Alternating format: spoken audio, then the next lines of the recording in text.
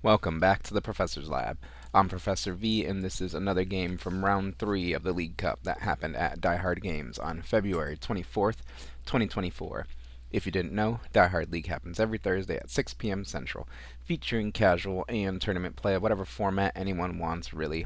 More info in the description. Temporal Forces pre-release is starting Saturday, March 9th at 1 p.m., and League Challenge Thursday, March 21st at 6 p.m. all Central Time, all at Die Hard Games, and check out Pokemon's event locator for premier events at the shop, such as League Challenges, League Cups, and pre-releases. Please hit that like button right quick, subscribe to this channel, ring the bell for notifications, say what you need to say in the comments, and all that other good free stuff. But anyways, let's get researching this game. We started recording this game after the beginning of the game, so please forgive us there. Thank you for your patience. On the left, we have Lost Zone. On the right, we have Lost Giratina. I believe it is currently Lost Giratina's turn. We see a very established board over on the Lost Zone side. So let's see what Lost Giratina can do. Looks like a Nest Ball was just played to find a Manaphy to bring it to the bench. Manaphy's Water Veil ability protects bench Pokemon from opponent's attack damage. Looks like we're using Radiant Greninja's concealed cards now. Yes, to discard an energy and draw 2 more cards. I believe the Pokestop was used already, that's why the players put a marker there. Another Giratina V is found and put onto the bench. And do we just Abyss Seeking here? Nope, it looks like there's more cards to be played from hand. So let's see what our Giratina player has as they take a peek through their discard pile to better inform their next decision. Grass Energy going to be attached to the bench Giratina V. Pat to the Peak coming down, shutting off those rule box Pokemon abilities. And Lost Impact, Abyss Seeking. That allows the player to draw the top 4 cards of the deck and send 2 of them to the Lost Zone. Continuing to populate that Lost Zone here with 6 cards in there now. And our Lost Zone player on the left starts things off by manually retreating into that Comfey and using a Flower Selecting to look at the top 2 cards of the deck, send 1 to the Lost Zone, and keep the other. We have lots of cards in the Lost Zone on this side. 1, 2, 3, 4, 5, 6, 7, 8 cards. So Mirage Gate is live, and we're almost to that Lost Mine as well. We'll talk more about those cards as they come up. For now, our Lost Zone player is trying to decide the best course of action here as they pay the boss's orders to bring up Manaphy. There we go. Basic switch in to the Cramorant. Cramorant can attack for free now, of course, thanks to its Lost Provisions ability. If there are 4 more cards in the Lost Zone, it attacks for free. Spit Innocently for 110 on to that opposing Manaphy for the knockout. 2 prizes left to go for our Lost Zone player here, as our Lost Giratina player decides to promote the Giratina with the Grass Energy and continues play on their side. Let's see what they've got. Both players have a pretty sizable hand here, as these Lost Zone decks easily can do. Cramorant put onto the bench there. That can attack the opposing Cramorant for a KO, leaving a 1 prizer in the active spot, so that's pretty good.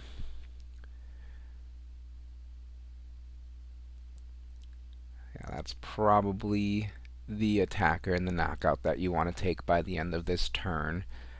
No Comfey to be seen on the Lost Giratina's side, so it'd be nice to get some of those down.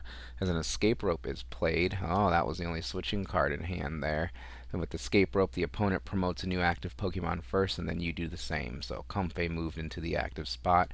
Cramorant moves into the active spot. Psychic Energy attached to the bench. Giratina V-Star, double Giratina V-Star evolving on the bench there, giving them more HP. So that's a pretty good move. Anything else before the Spit Innocently knockout? Nope. There we go. Spit Innocently for the first prize of the game over on Lost Giratina's side. Now our Lost Zone player on the left must promote a new active Pokemon. depends on what's in hand. There's already tons of cards in the lost zone. We know Cramorant's going to be the attacker of choice for this turn. So it's just if we want to get another card in the lost zone or not to promote the Comfey or not. Comfey is promoted and play resumes over on lost zone side. Full grip of cards in the hand there.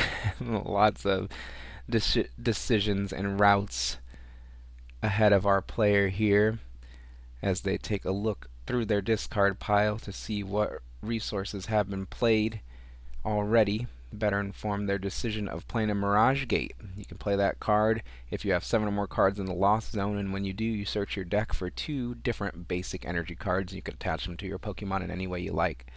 Lightning and Water going onto that bench Radiant Greninja, powering up its Moonlight Shuriken to do 90 damage to 2 of the opponent's Pokemon. Since that Manaphy with Water Veil is gone, Radiant Greninja has free reign over the board as another water energy is attached to it from the hand, and of course Experiment is played that allows the player to take a look at the top 5 cards of the deck, send 2 of them to the Lost Zone, keep the rest. Pretty easy choices there, let's say. As a Nest Ball is played, to search the deck for a Sableye and put it on the bench. And things are not looking good for our Giratina V-Star player. All these single prizers, powerful single prizers, are flooding the board on the opposing side. Next is a Pal Pad to shuffle back into the deck from the discard pile 2 supporters. Looks like Double Chorus is going to go back into the deck with this Pal Pad.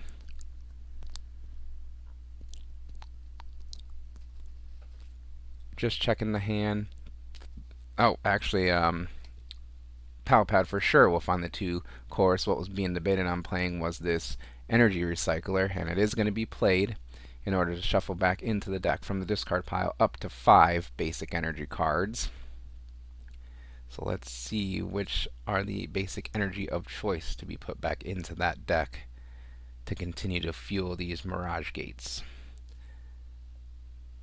All the bling, all the shininess. Gotta love it. Alright, looks like just 4 energy are chosen and shuffled back into the deck there. Reloading the deck with the resources to continue on and push forward to victory in this endgame here. I imagine there's a switch card in hand already, as the switch card is played to move that Radiant Greninja into the active spot. Moonlight Shuriken dealing 90 damage to the active Cramorant and 90 as well to the opposing Radiant Greninja, setting things up for the last 2 prizes for that Sableye to take on the following turn as play resumes over on Lost Giratina's side. Let's see what they can put together in order to continue to stay in this game. There is no psychic energy on that bench Sableye there with the Lost Mine attack. Lost Mine, we could talk about it now as it's becoming relevant. If there's 10 or more cards in the Lost Zone, Sableye could use Lost Mine in order to put 12 damage counters on the opponent's Pokemon in any way they like. So that'll definitely clean up the last 2 prizes on the opponent's side. A Sableye Lost Mine will, of course. So all it needs to be found is a Psychic Energy. So there is hope for our Lost Giratina player, as that Path to the Peak is in play, and Radiant Greninja is shut off because of it, as a boss's orders up that Sableye, actually. Okay, so we're going to take it off the board completely, closing the door on that play on board. Though our Lost Zone player can find another Sableye or can manufacture another Sableye, it's going to be a little harder to now, as a Cramorant takes a KO on it and play resumes over on the Lost Zone side with Comfey in the active spot. Now there is a Radiant Greninja, another Moonlight Shuriken route to victory as well. If we just Moonlight Shuriken onto those 2 Pokemon, again, that's the game. So really just need a Mirage Gate and a way to get out of the active spot here, as there it is all in hand. I think our players are just going to scoop it up after this. So there's the Mirage Gate in order to accelerate energy from the deck. There's the nest ball to find another Sableye, assuming that's in deck. I'm not sure what that is. I think that's a super rod. Yep, in order to shuffle back in the Sableye or energy or whatever. Lots of different ways they could win.